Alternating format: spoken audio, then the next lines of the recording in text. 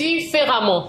Tout commence par quelque part, et ce quelque part, c'est le moment de votre déclic, le moment de votre prise de conscience et de votre intentionnalité. Le moment où vous comprenez que vous êtes plus que ce qu'on a dit de vous, plus qu'une révélation partielle de la volonté totale pour vous, que vous êtes plus qu'un vœu. Déclarer, aspirer, proclamer des choses ne feront pas que votre vie change, car ce ne sont pas des baguettes magiques. Par contre, la prise de conscience et l'action peut permettre que votre vie devienne différente.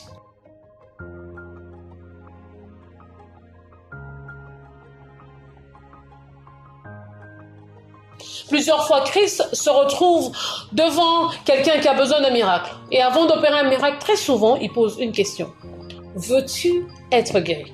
La réponse de ce dernier déterminait son degré de prise de conscience par rapport à ce que Dieu voulait faire dans sa vie et à ce qu'il attendait et espérait de Dieu.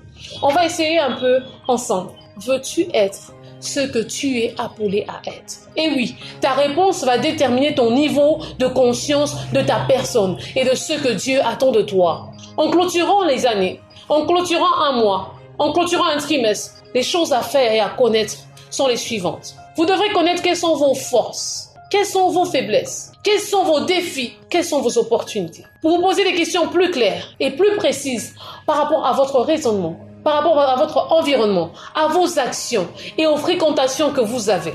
Car chacune de ces choses vont déterminer si vous allez accomplir ou pas la raison de votre existence sur Terre.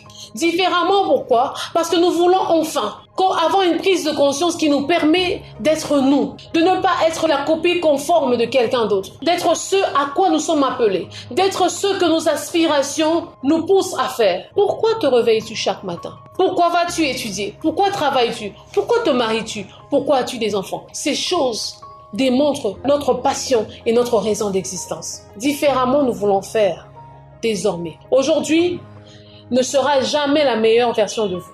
Demain non plus, si vous ne posez pas des actions concrètes. J'aime souvent dire, l'échec est très souvent voisin d'une parfaite réussite.